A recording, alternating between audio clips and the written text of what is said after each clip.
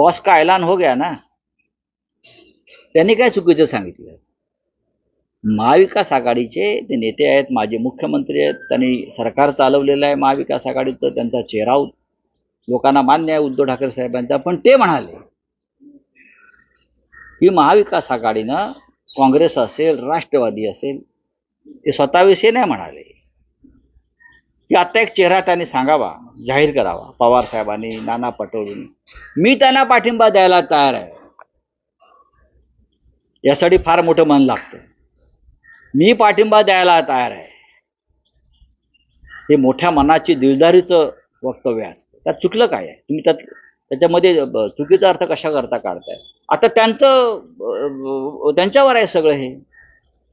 आता कोणामध्ये हिंमत असेल आपला चेहरा समोर आणण्याची तर त्याने आणावी. आम्ही पाठिंबा देऊ. उद्धवजींनी स्पष्ट भूमिका घेतलेली आहे.